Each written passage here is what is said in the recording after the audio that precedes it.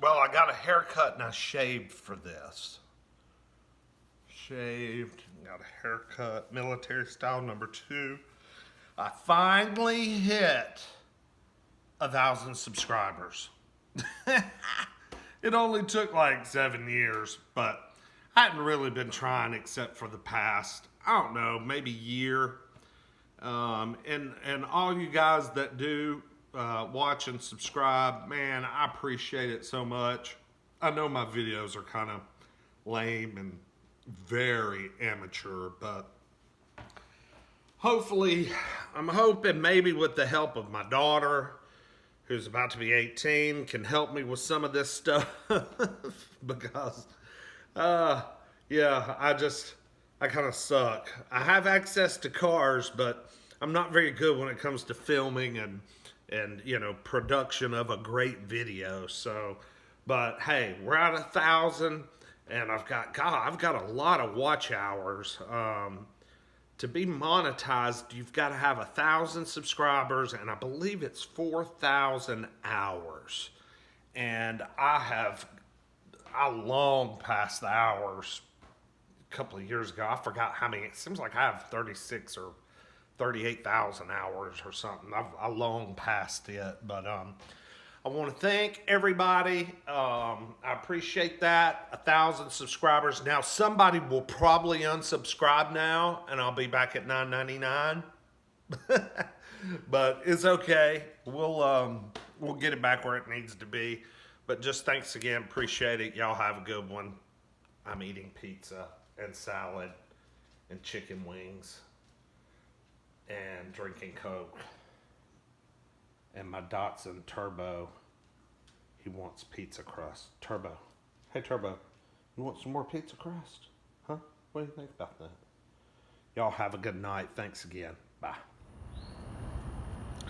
Yo, Joe from Joe's Golden Garage here today. Well, I've spent a week with the Saab 9.3 SportCombi.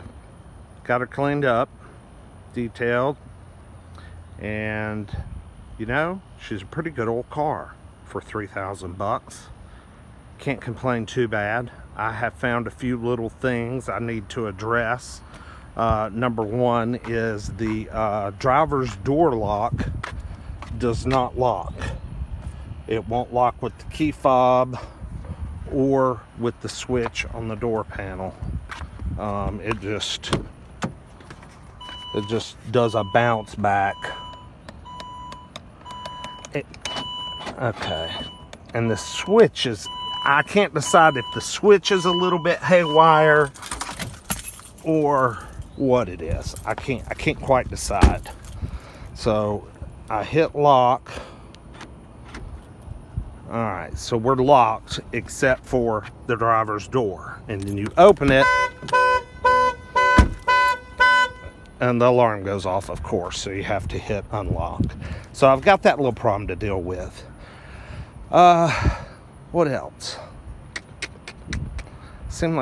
I think that's it. I think it's just that door lock. I need to get the oil changed. My oil change guy had to order the filter for it, so the filter's coming. Just do a little walk around. I've washed it. I have waxed the hood. I think the hood is going to need some more attention, maybe some paint restoration if I really want it to shine and look good. There's a bunch of scratches right here. I don't know if you can really see it with it reflecting in the clouds. I've got some typical like tar or sap spots, some scratches. So, but not too bad given an 11-year-old black car. I did do the headlight restore. I'm gonna have to do it again after a week.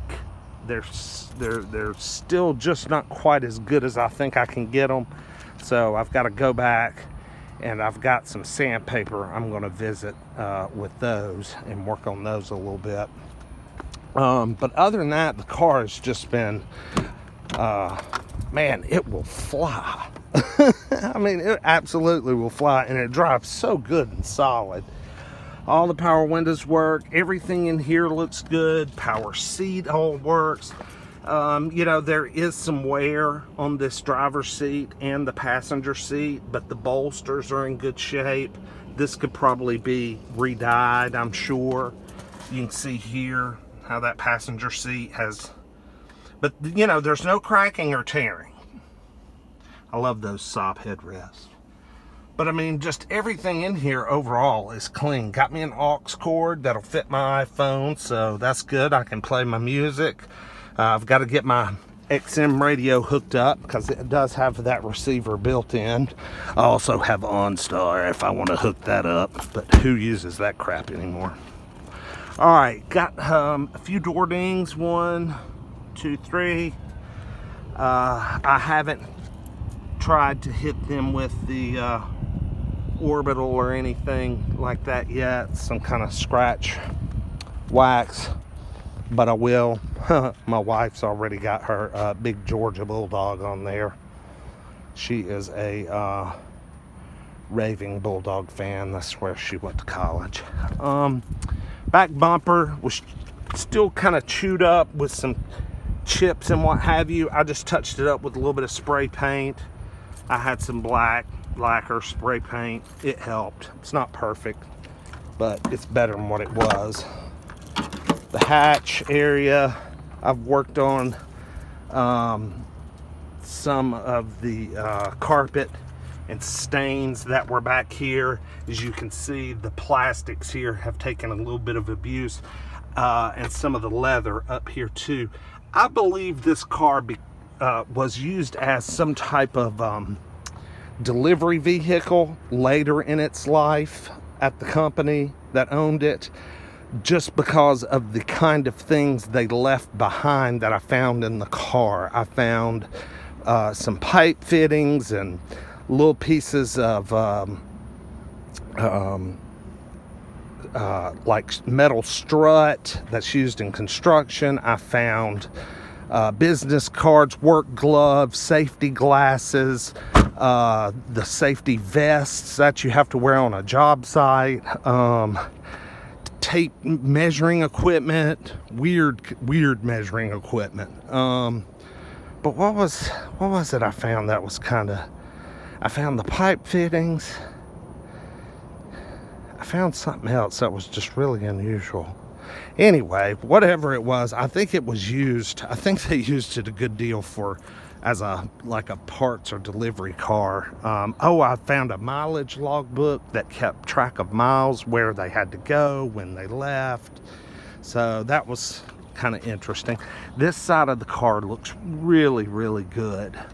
Really no door dings to speak of. There's a small one there and just a few small little scratches that I think I can work out.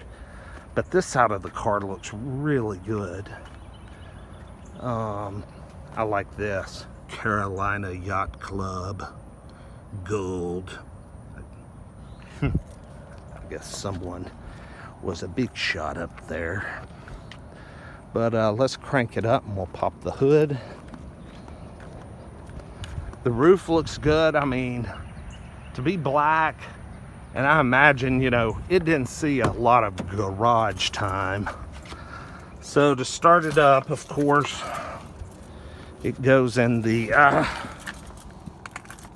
very strange Saab ignition. Starts up, air fires up. Runs good. Temperature stays right there in the middle. Let's pop the hood. I can't remember if I showed you guys under the hood or any of this stuff yet. I guess oh, the tires. Cooper CSS Ultras. And they've got decent tread. I mean, they're not brand new, but I mean, there's at least, what do you say, 50% left, and they have worn just, you know, just dead even all the way across. No weird where, and all 4 tires look exactly alike. So they rotated them, so that was good to know. Of course, this is the 2-liter turbo. Everything under here, you know, it's General Motors / Saab. I believe this is the same engine that's in the Buick Regal turbo. But the coolant's the correct color and all the fluids look good. It doesn't leak anything. Let's rev it up a little bit. It doesn't leak anything. Everything's good.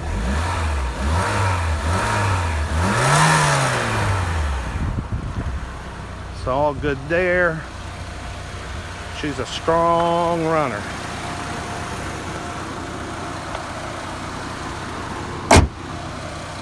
I just love that nose. That is a cool face. So I need to get some of these scratches worked out.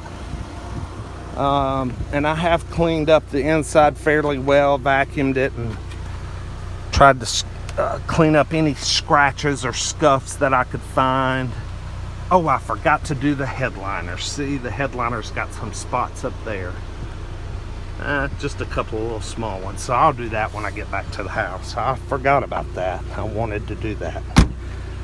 But yeah, radio reception's not very good. That's the antenna for the radio. I don't know if you can see that. Those little lines in there. Radio reception, not the best, but that's okay. I'm gonna hook up the Sirius satellite radio, and since you can just hook your phone in the aux cord. Yes, I know the alarm was tripped because I have a busted door lock. So anyway, it's just been good to get her all cleaned up and you know, just looking a little better.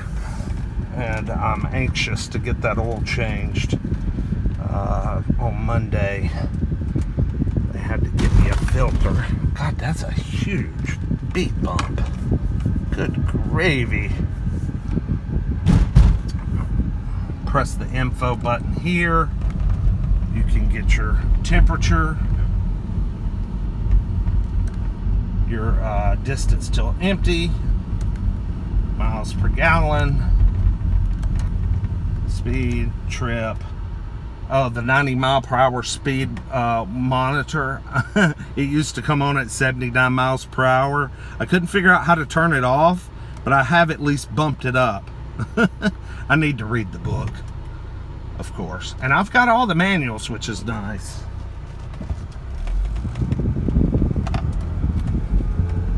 We'll go down here and do my little 0 to 60. I've discovered the sport mode. And I don't know what that little button with the line does. Of course, the night panel dims all the lights for driving on the interstate at night, and then that top one just adjusts the, you know, the brightness and everything. The stereo does sound good though, even though the radio reception's poor. You know, it does sound good when you're just streaming your music. It's got a great sound to be, I guess, probably just a bass stereo. And the air conditioner has is cold. I couldn't make up my mind there at first, but it was just such a hot day. But it's very, very cold. You just need to get in it and drive it for just a few minutes and it gets cold. Okay, we're gonna do 0 to 60. Let's do it. There's just a hint of turbo lag.